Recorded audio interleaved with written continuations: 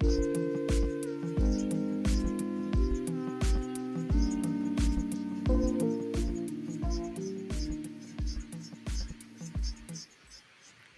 afternoon, good afternoon, good afternoon.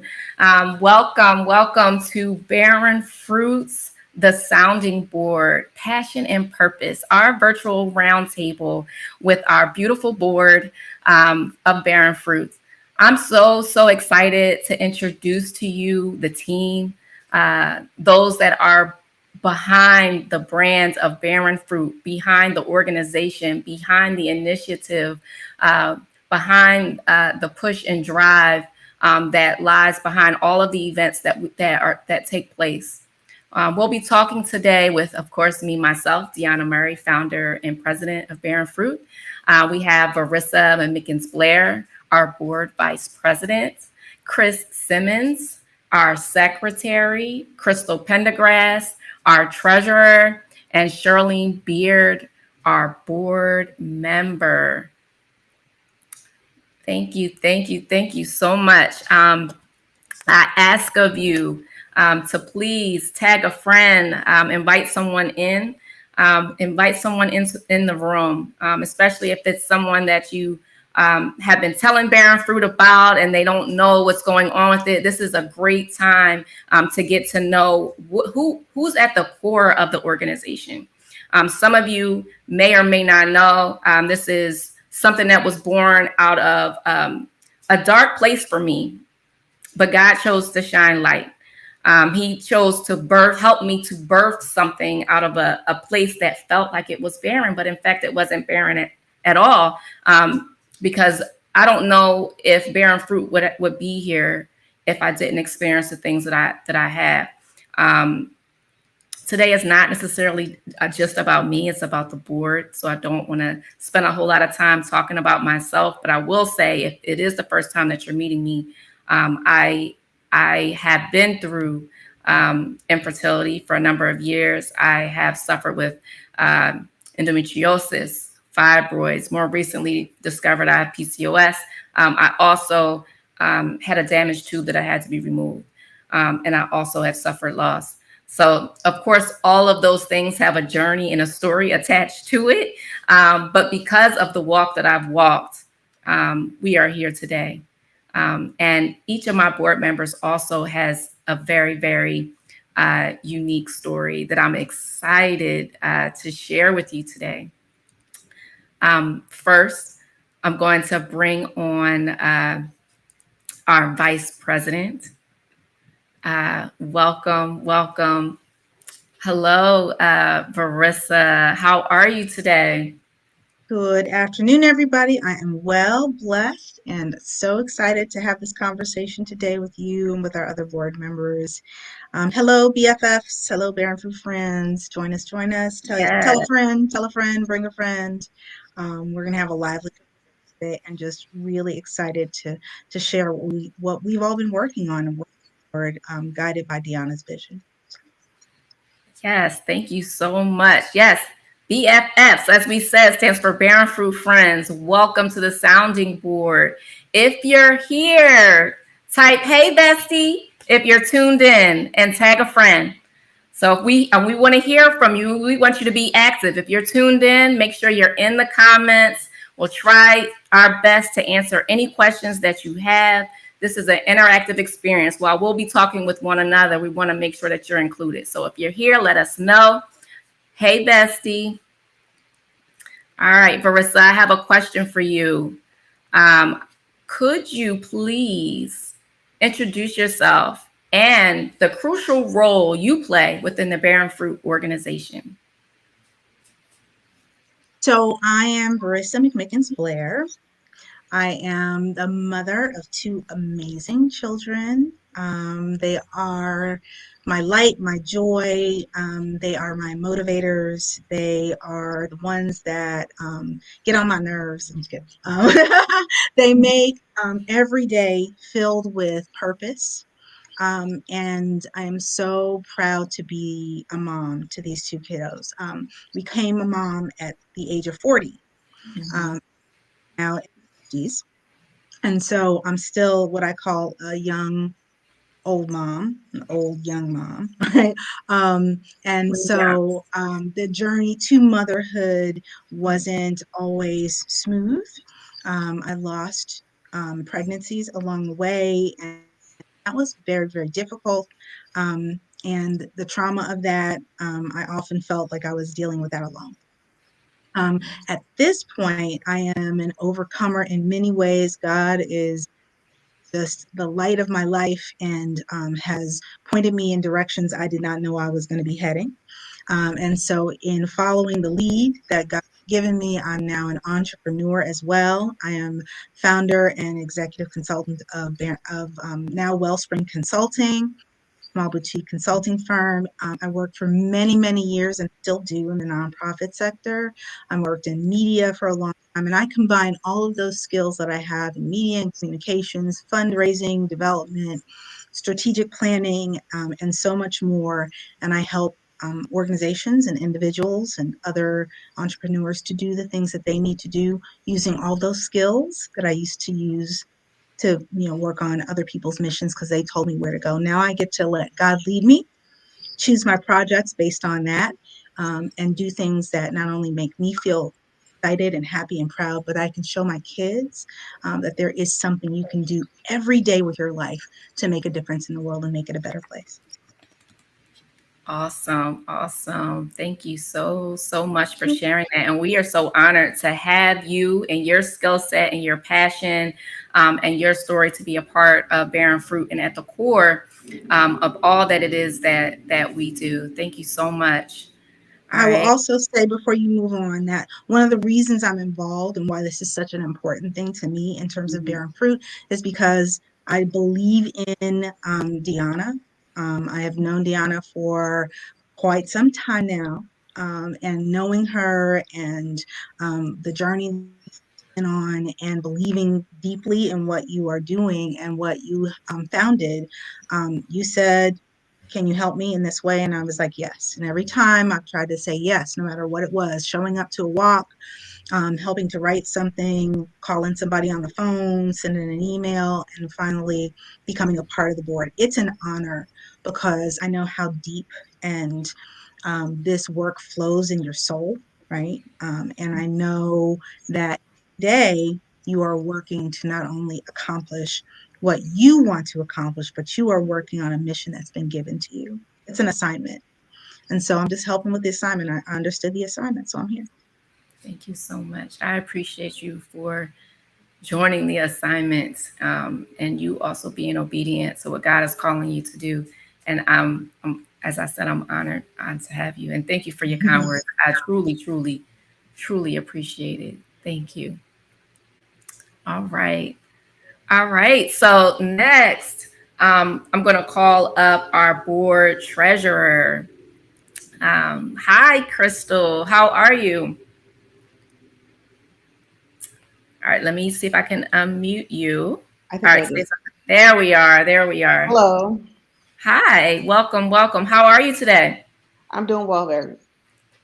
Great. Mm. If you could please introduce yourself and also talk to us about what is the crucial role that you play within the Barren Fruit organization.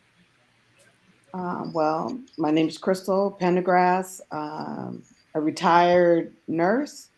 Um, the thing that kind of that drew me to Barren Fruit was my personal experience with endometriosis, with loss, infertility, and a road to motherhood through adoption. Um, And my role here right now is using some of my past skills in accounting to become the treasurer of Barren Fruit. And my goal is to always use my past experiences and expertise to, bring glory to God. And the mission of Barren Fruit goes along with that, just like learning to see how some hardships or past experiences that I've gone through can help and aid someone else. So I just try to Mhm. look for the purpose in what I've gone experienced to try to help and improve other people's lives. That's beautiful. I appreciate you so much. As you know, like, all of these stories and all of the journeys that brought us here are not always easy. They're reminders of things that didn't go so smooth for us, and it can be sad moments. But the fact that we're able to utilize those moments to bless others, it's a beautiful thing. And I'm honored that you also trusted the mission and that you joined us. And that you got on board and were able to share your skill set with us. So we're honored to have you with us today. Thank you so very much. All right. I'm going to bring on Charlene Beard. Welcome, welcome. Thank you. Thank you. Appreciate you having us. Hello, BFFs. Thank you Yes. so much for joining us as well. All right. Let me remind you guys as you're popping in, type "Hey Bestie" if you are tuned in, and make sure you're tagging a friend to log in with us so that they can hear this very insightful discussion that we're going to have today. All right, Charlene. The question that I'm asking everyone as we introduce everyone is to please introduce yourself and the crucial role that you play within the Barren Fruit organization. Yes. Yes, I'm Charlene Beard. This mission has obviously been near and dear to your heart, Deanna. I know that this has been part of your journey. And even though I necessarily have not um, had reproductive health issues, they do run in my family. So my mom had endometriosis. She was diagnosed with that when she was 13 and told she would never bear children. And look at God. Love So that. Yes. I'm the miracle baby. And then my grandmother passed away from ovarian cancer. So, just seeing them, navigating through that, seeing you on your journey. And two, being an advocate and also being an ally and being the friend, being the individual, being the coworker, being whoever I can be to try to show up, right? Because Mhm. 8 years ago, don't, I know that I didn't know. Mhm. Whew, I know that I didn't know necessarily what to say and how to show up. So, Mhm. right. So this has, been a blessing to have taken this journey with you. I'm a wellness enthusiast, so thank you for enabling me to be a part of the board and to help curate different wellness workshops and just help implement just different ideas. Yes, so thank you for holding space and thank you for this platform. We appreciate it. Thank you so much, Charlene. I never, this is great because I think there's going to be some. This is what it's about, having these candid conversations. Like, I don't know if you've ever shared with me that you thought that you weren't sure how to show up, and like, you've always shown up for me. You always have. For those that don't know, yeah, Charlene is on our board, but she was also my roommate in college. To tell my age, you know, since 99, 2000. Um, I've known Charlene. We were placed in a room together, um, which God must have done because we didn't have a say in who was our roommate back then. God placed us in a room together, and we've been rocking and rolling ever since. So she remembers when I was really, really going through each step of the way, when I really wasn't telling a lot of people. Um, and right, there's things that we go through, and for those that are tuned in, like if it is you or if it's not you and it's a friend, we don't always know how to show up for a friend, whether they are dealing with loss, whether they're trying to conceive and they're struggling with that, whether they just got diagnosed with fibroids for endometriosis or even cancer. And we don't always know how to show up. We don't always know what to say. We don't always know what to do. But I always say prayer is the most powerful thing that we can do. And sometimes we feel like, I want to do this, this, and this, and this. And I'm praying for you, but what can I do? Man, when somebody tells me they're praying for me and I know that their prayers are reaching the Heavenly Father, like that is sometimes the greatest, well, all the time, the greatest thing you can do because that's the most powerful thing. But also sometimes it's just sitting next to that person and saying nothing. Sometimes it's a hug. Sometimes it's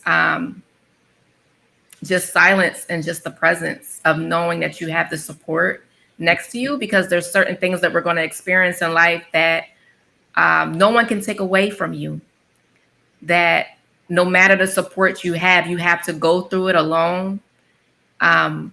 Even though you're not totally alone, it's a part of it that's going to feel like it, because you still at the end of the day have to walk over into that journey with you and yourself, and so just knowing that, and the support that you've always given me throughout this ministry has been beautiful. So thank you.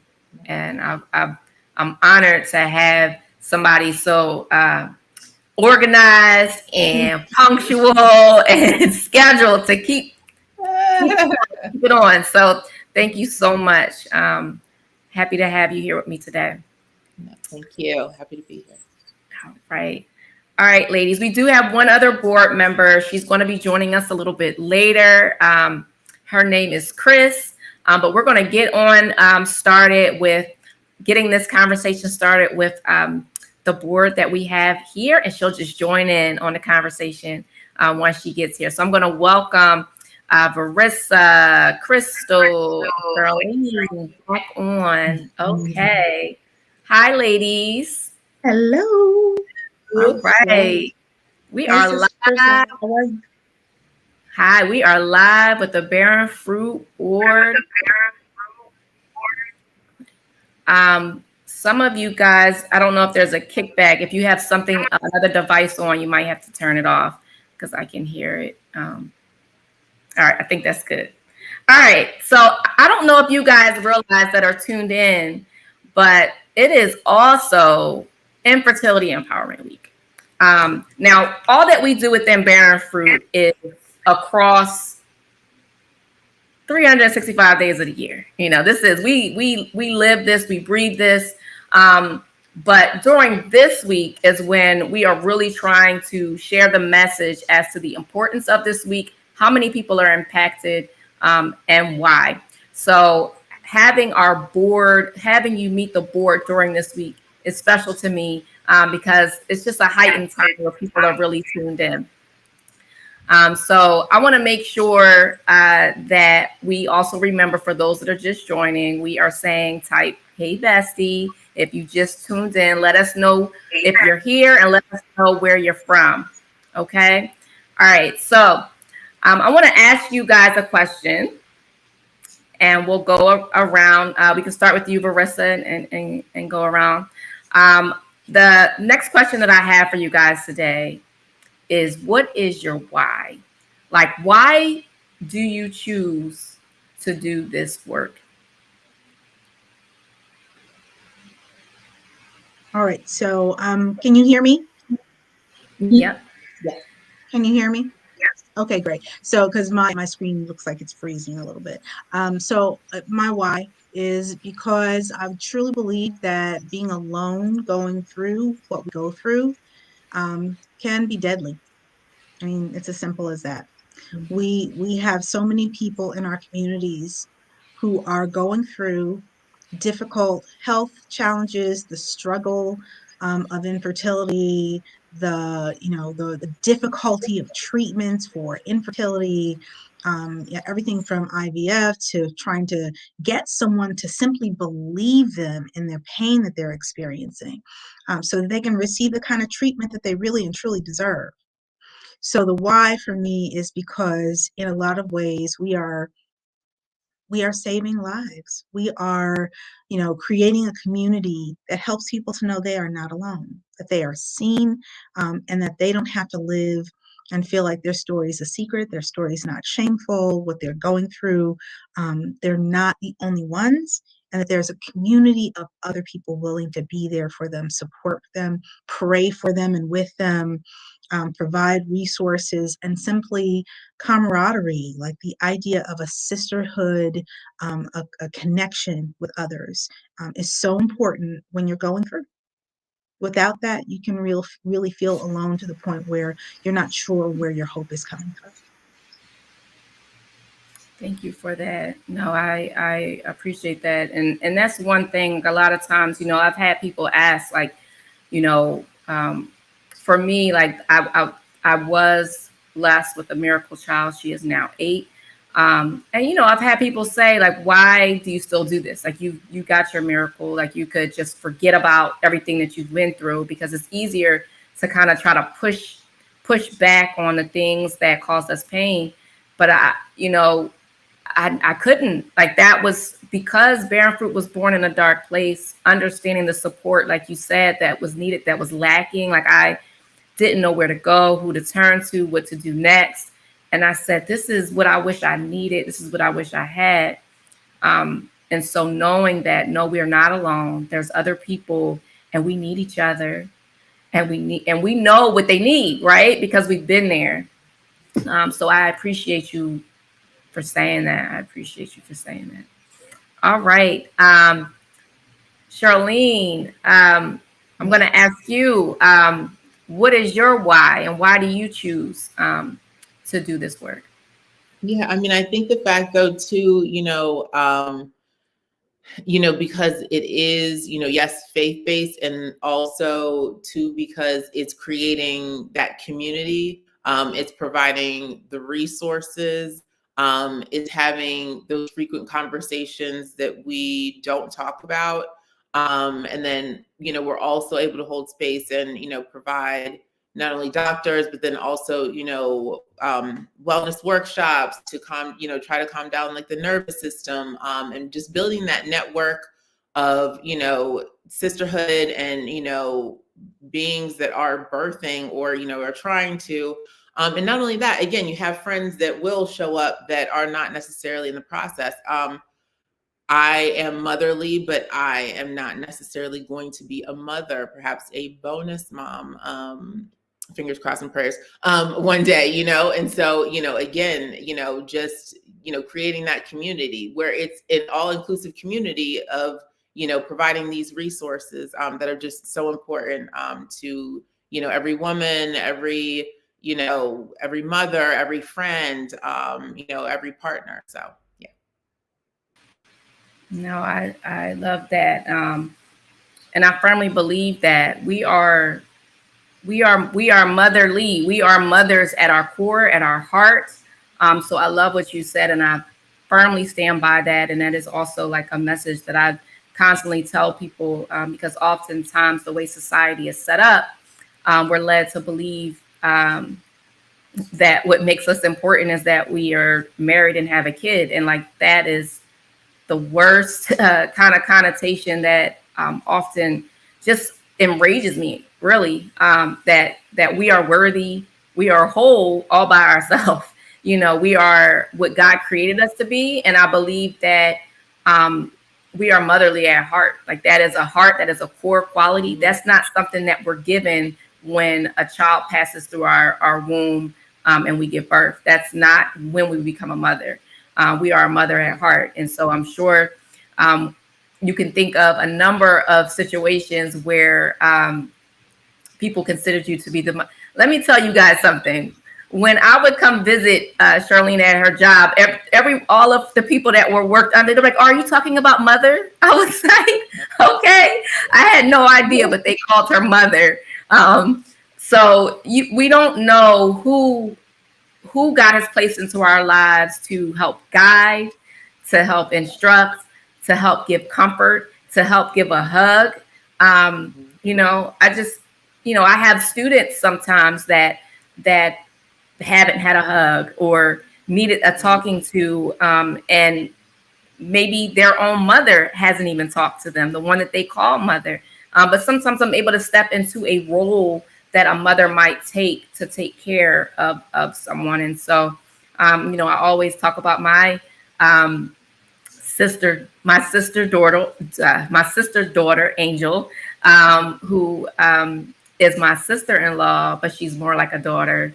Um, and so because of that, she was the first one to call me mom before I gave birth. And so that was definitely the Lord's way of showing me just the importance of that aspect of it. And I firmly believe that it was intentional in when Ari arrives. Like I think he always knew when she was going to come, but I had to go through that whole season of being a mother figure um, before giving birth to realize like I created you, I made you this way. So embrace the motherhood that's inside of you now, because someone's waiting for that. You know, we don't know who's missing that. And by meeting you, what void you fill. So I am thankful for the role that you play. And even as you stated when you came on, of how you are a product of a miracle. And therefore now you go out and now you being that motherly role. I think that's a beautiful full circle moment. Awesome. Thank you. All right. So Crystal, all right.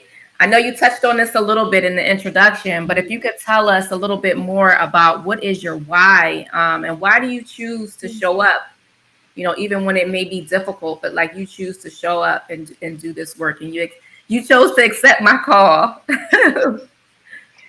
I think, especially, I'm a little older than all of you, and my generation really was, you keep it to yourself, whatever your struggles were, and especially that mindset of your womanhood was determined based upon your ability to give birth.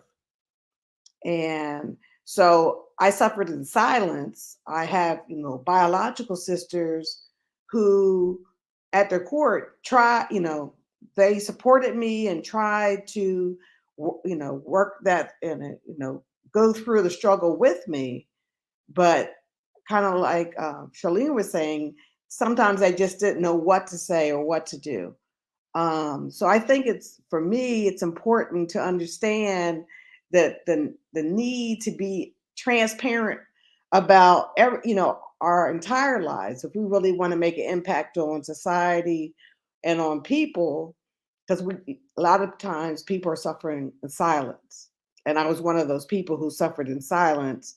Thank God I had a supportive husband who would encourage me and lift me up and tell me that giving birth was not what defined me.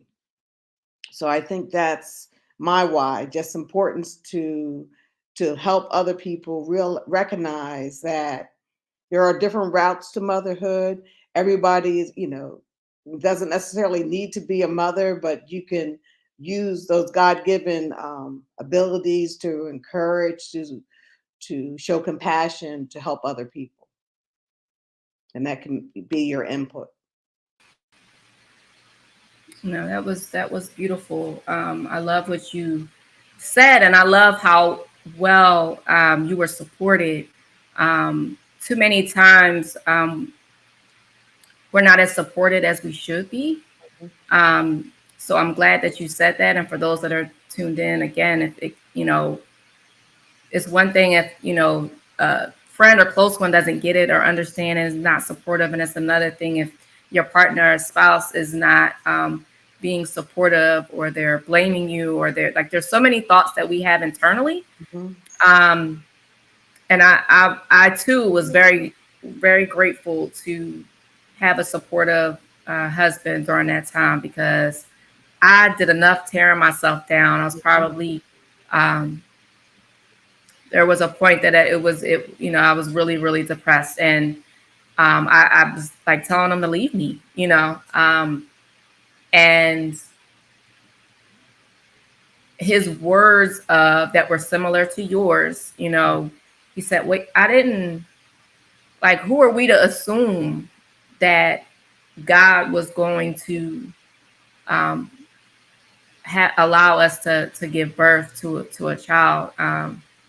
When I married you, no matter, not from what you do or what you perform, but I married you. And so whatever happens, I'm here with you for the ride, you know. And so hearing those words to help boost us and to cover us helps us to keep going. And honestly, that is the very essence of what Barren Fruit is about and why it's called Barren Fruit, um, and why it's a play on words, because that word barren is what we feel. It feels like a heavy word, right? It feels like a dark word, and like that's the feeling. And if we're not careful, that thought of barrenness will just take over every part of our very being, our minds, our thought, our spirituality. It'll have us questioning God. It'll have us thinking, what did I do wrong? But in fact, it's the very opposite, that God has chosen us for this journey.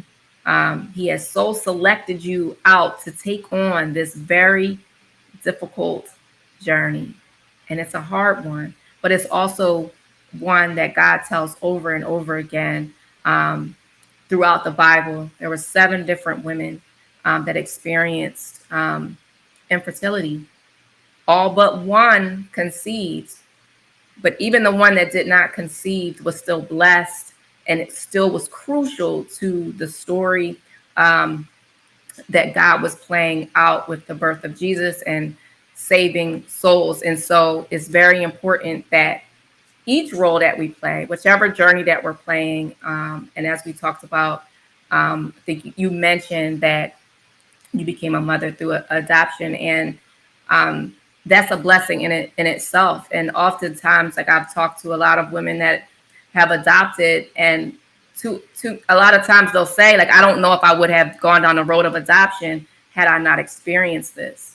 And so that child is like waiting, you know, for you to be obedient to something that maybe would not take place, you know. So that's beautiful, beautiful work. And I appreciate you for giving back in this way, because it definitely adds value to our board. Thank you.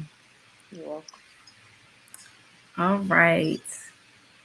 So let's bring on back um, all of our board members. Um, all right. So let me just check the comments to see if there's any questions before I ask the next question. Guys, if you have any questions, please drop it in the chat.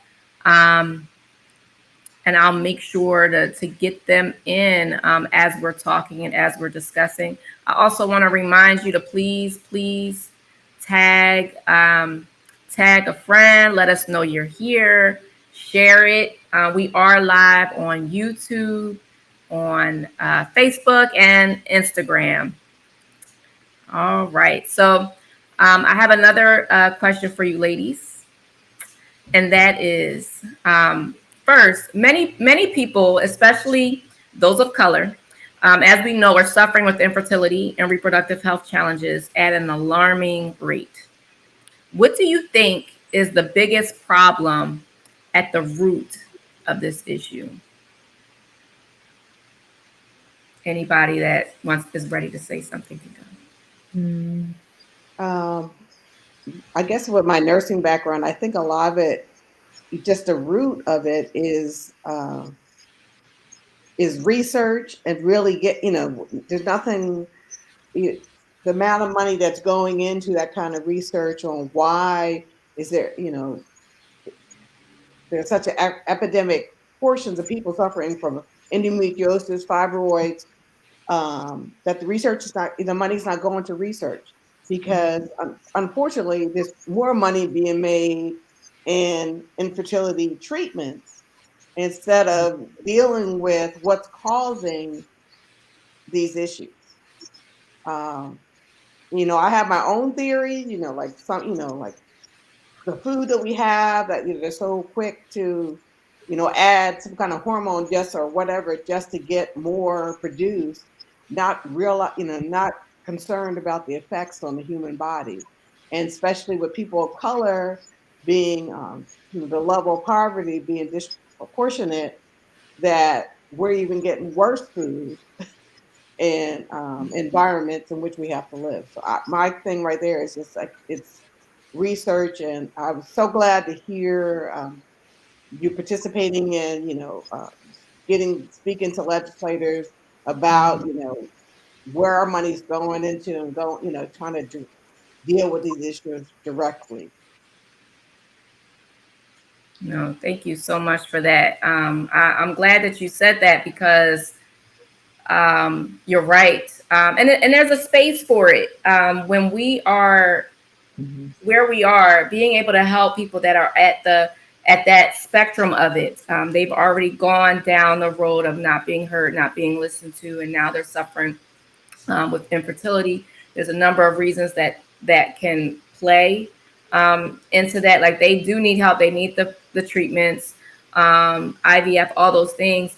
But I've because there's enough people within that space, I have chosen to focus on the root cause of this because what's happening is that number continues to grow.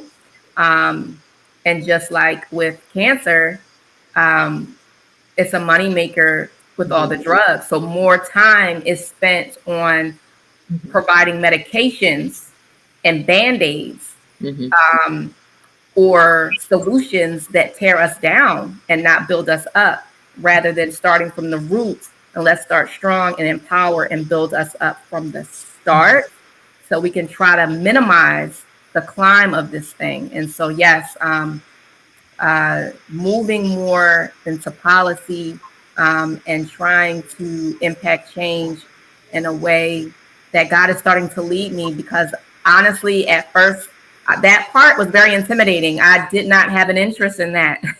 But slowly, He has moved me into that space. And for that, I am grateful. So, yes, I wholeheartedly agree with you.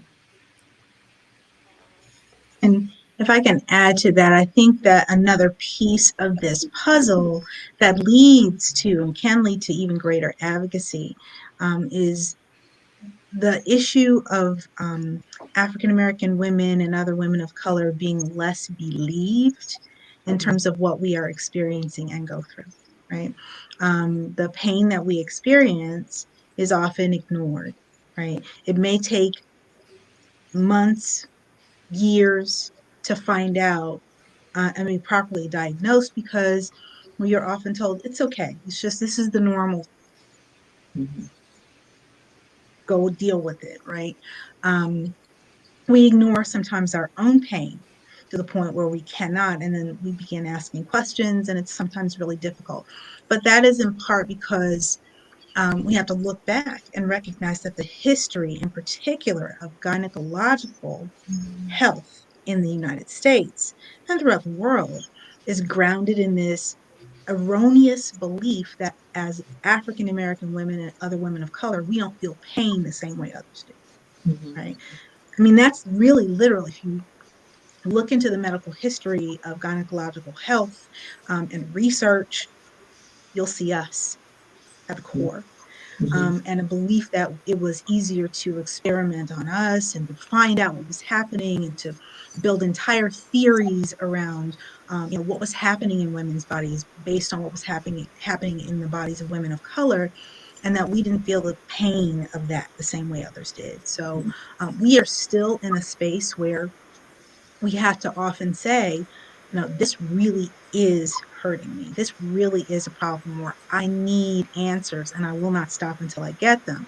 I was mentioning to Crystal earlier, there was a point at which I lost a pregnancy and it was spontaneous. It started happening and I didn't know what was happening. And I went to my doctor, and when everything was finally said and done, they were like, they were sure. One, I had been stuck like a pin cushion for like days in a row because they wanted to keep checking certain levels of hormones and see if the hormone that they were really looking for was there, was that level growing, and I understood that. What I didn't understand was that at the end of it all, when they were certain and they confirmed that I had lost my pregnancy, what I was told was it could have been worse. Mm-hmm. And I was like, this was my doctor. This was my OBGYN who was telling me it could have been worse. We thought it was an ectopic pregnancy and it wasn't, so it could have been worse. And I thought, well, okay. Like literally I just lost someone in me. I just went through this horrible, painful experience, and now I've got to deal with the trauma of that. But the thought was, you know, you're gonna be okay. You made it through. It could have been worse. And I know that there's a perspective on that that could say, yes, I mean, my life could have been in danger in a different way. All of those things are really important, but we have to remember that the medical side of this often is grounded in not hearing fully the words, the worries, concerns, and the pain of women of color. Mm. No, I appreciate you saying that. It's very, very, very true. And in fact, it's Anarcha, Betsy, and Lucy, the mothers of gynecology, or who you were talking about, to those that are tuned in, who were experimented on. And so it's it's something that is uh, enraging as well. Like there's so many of us that are suffering in pain daily, um, and without relief, continuing to tell doctors. Um, but it's like I was just saying to someone this week, how they created, and they make light of it. They created something that they can strap onto your partner to show that what labor pains feel like, right? Have you heard about that? Like they've created something to kind of simulate so that they can have some empathy for what it is that you're going through and why you're so cranky. And let alone, I don't know if there's anything that can really simulate what the feeling is when you are really going through. But I wish there was something Right. that could simulate what it is someone feels that's going through endometriosis, what it is someone feels when they're going through fibroids, when they are cramping to the level of that's off the Richter scale, as my friend Michelle would say, beyond a level 10, one that it leaves you unable to move, unable to get out of bed, unable to go to work, unable to lend a smile to a friend, and you're just trying to hold it together and keep it together. When you're at that state and someone tells you, oh, you just need to exercise, or you just, maybe if you eat this, that'll go, or you just need to pop this birth control pill. What do we have to do to let people know that this is indeed a health crisis? And what do we have to do to let people know just how do we measure that type of pain? Because everybody's 10 is different. I might, because I dealt with that level of pain, and if I don't reach that level, I'm never going to say a 10. Because whatever that was that I felt was so excruciating, and it was constant. So I can't even say, they will say that labor pain is probably one of the worst pains that you feel. But now that I have felt that, my cramps were way worse than my labor pains. They just were, because it was constant. You see a pregnant, I'm sure you see the whether you gave birth or not. If you've seen the movies, like, they breathe. I was breathing through my cramps naturally without someone teaching me to do it. I just remember, because you can't tense up because it makes it worse. You can't cry because it makes it worse. You get in a fetal position. You try every little thing to cope, but the only thing left you have to do is to regulate you, because your heart will start, because you're going into distress. You're in so much pain. So you learn to breathe. But if there's no relief, with a contraction, they'll say, is it 5 minutes apart? No. What if it's no minutes apart?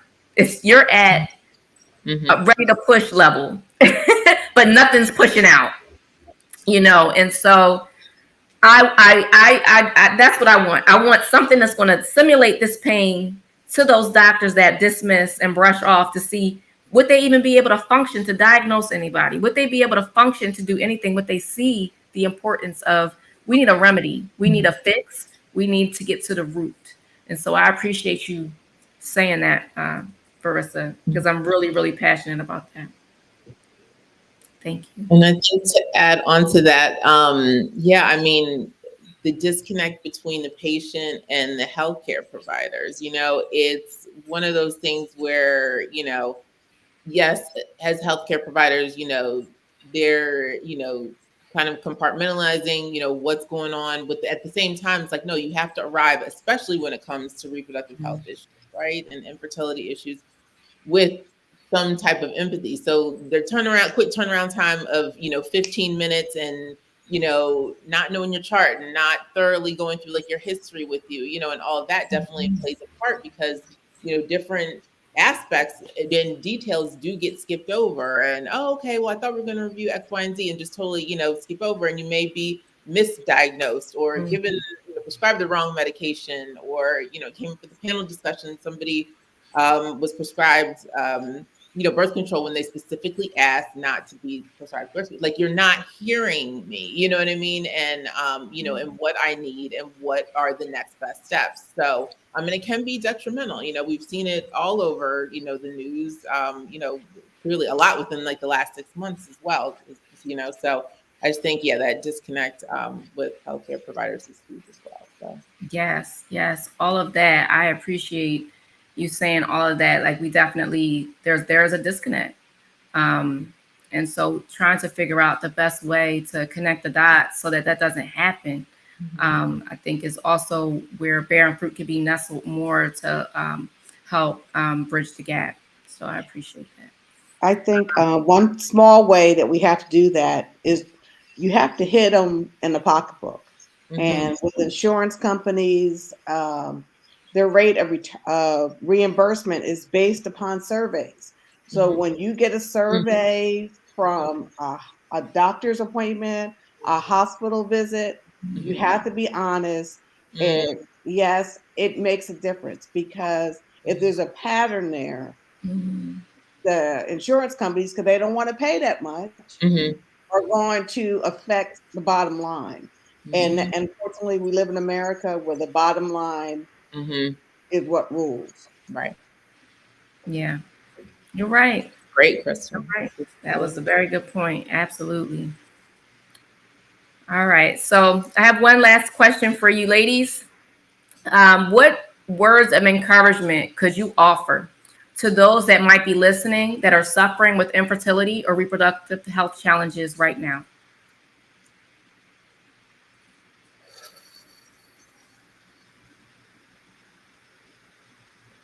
Anybody can start. I would say there's light at the end of the tunnel. And part of that, reaching that light, is grabbing on to like-minded people, sisters in the struggle, that are willing and able to assist you through this, and direct you to people who are willing and able to help.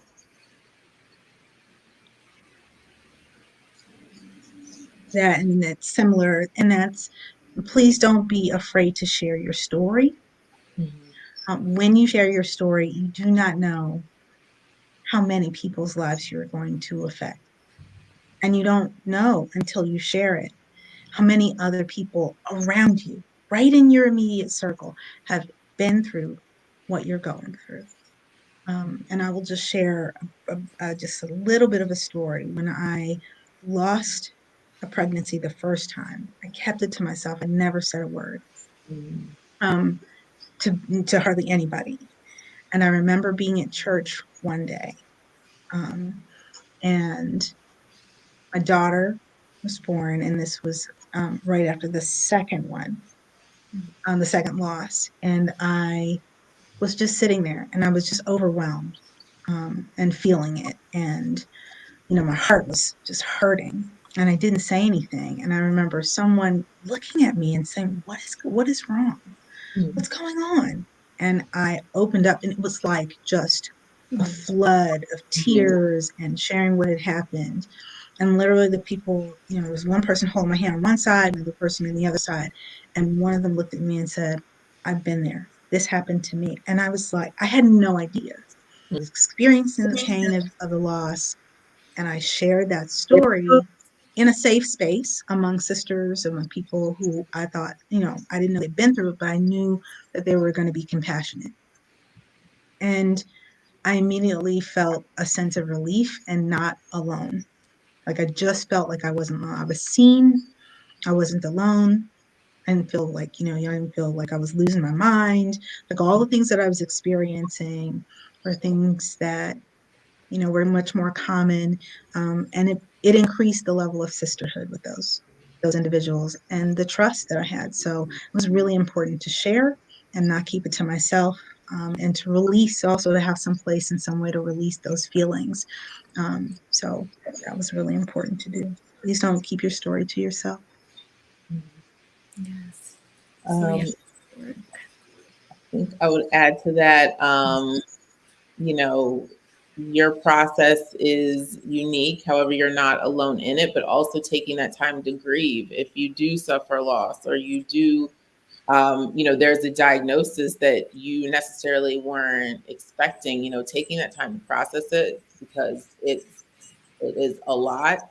You definitely are not alone in it. Definitely find your tribe because, our minds, just as individuals outside of reproductive health issues and fertility, it can go in dark places because you still have to navigate life, right? You still have to navigate, being a woman, being a mother, being, professional and like all of these, different aspects. And so, just you are, number one, you're never alone and, just continue, um, to fast and pray and find your circle and, and your story may not necessarily look like what you had necessarily envisioned and that's okay. It's a part of your journey. But it's going to take time to be okay with that. So just take time. Just take time is my, I guess, big, my big, my big message.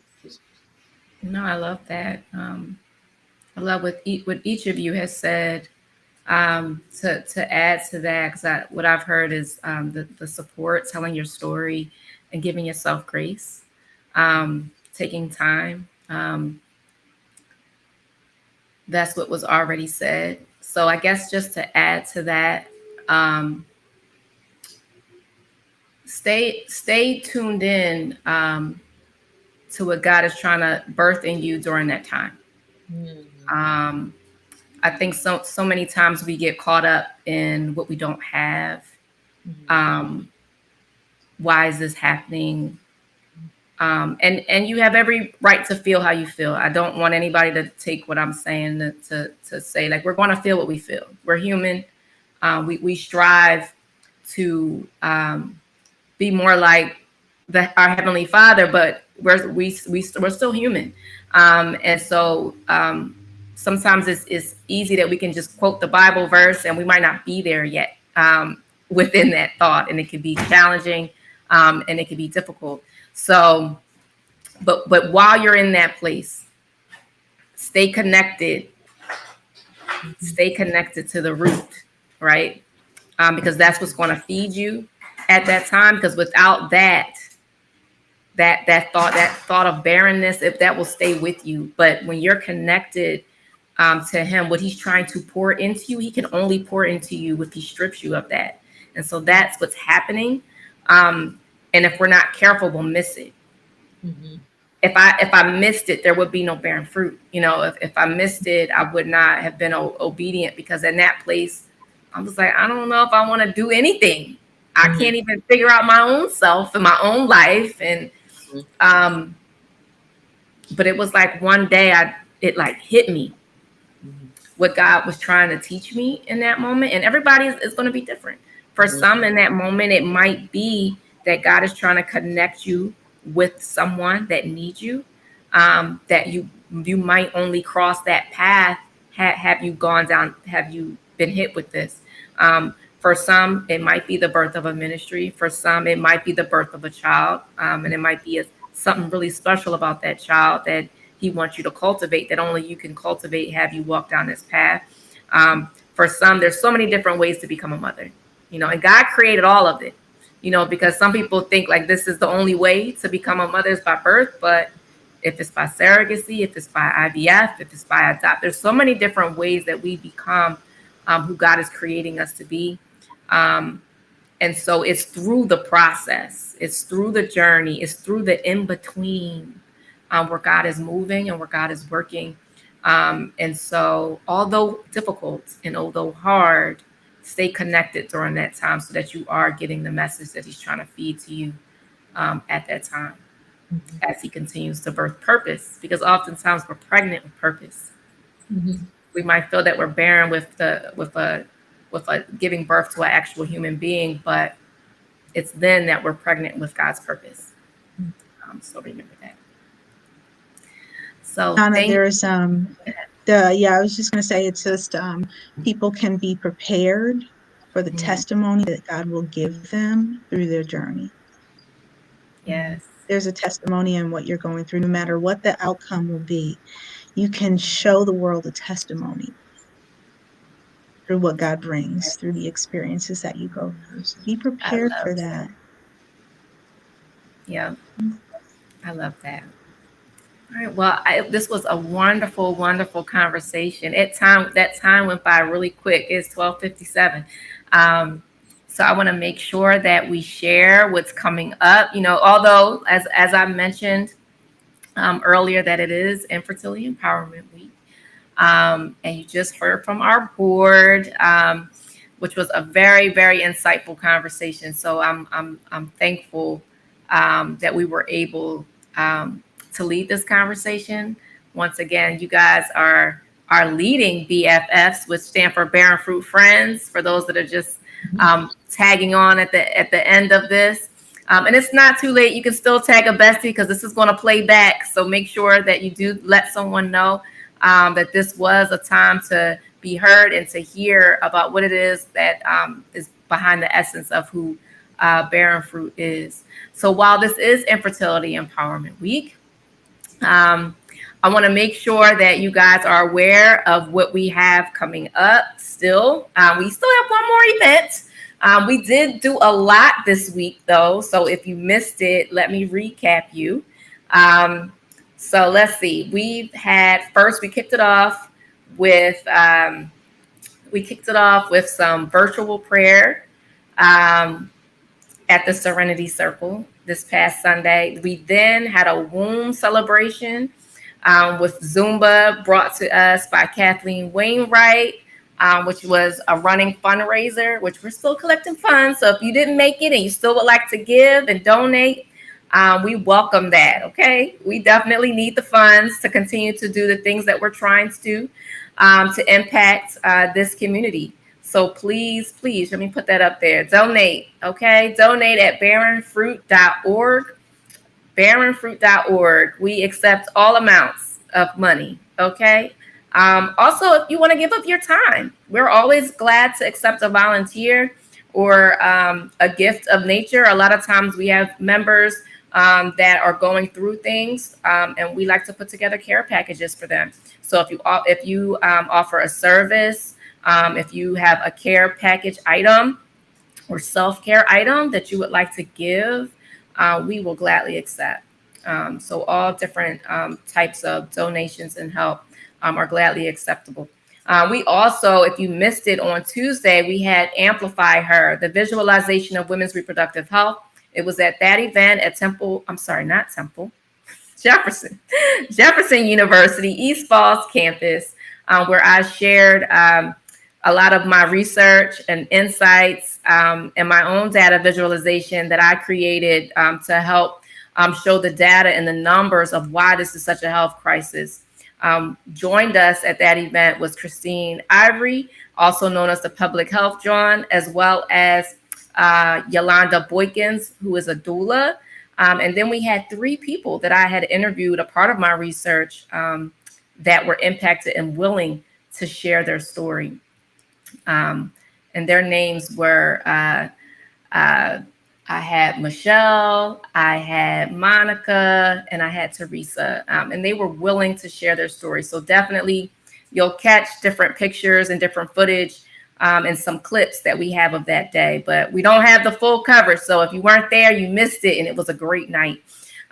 Today, you just heard from the board, the sounding board, from our BFFs. And on Saturday is our finale. We have our warrior walk called Path to Advocacy. As you've heard today, we have been talking about community on an individual level, on an organization level, but now we need to also think about policy and change and how can we change things at the root. So let's talk about it. Let's come together. Registration is still open for Path to Advocacy. So make sure that you do make it over there. You can register at barrenfruit.org, and that's the same place you can donate. Okay, I want to remind everybody that if you or somebody you know is suffering with infertility or loss, or if they've been diagnosed with endometriosis, fibroids, or PCOS, or they're experiencing pain and heavy bleeding and they don't identify with any of these things, but they know that they are in discomfort, please refer them to our organization so that we can help connect them with the right resources. I always say, if it's not you, it's someone close to you. So make sure you are in tune with your loved ones. If you don't know someone and it's not you, join the movement and donate. Okay. For those of you, before I sign out, for those of you that are planning to go to our walk, I want to make sure that you know, yes, it is at Wissahickon Valley Park, and we're meeting up at the Cedar House Cafe. So it's a beautiful little quaint cafe. So this is going to be a time that we can convene, we can talk, we can share stories, and we can walk together. We're hoping for a beautiful day. So far, it's not supposed to rain. So let's pray that it stays that way. But we'll go for a walk along a beautiful nature path alongside water, and we'll meet up and have a bite to eat with some refreshments at the Cedar House Cafe. All right. With that, I will give you back your day. Have a wonderful time. And thank you so much for staying tuned with us. Have a great day. Bye-bye.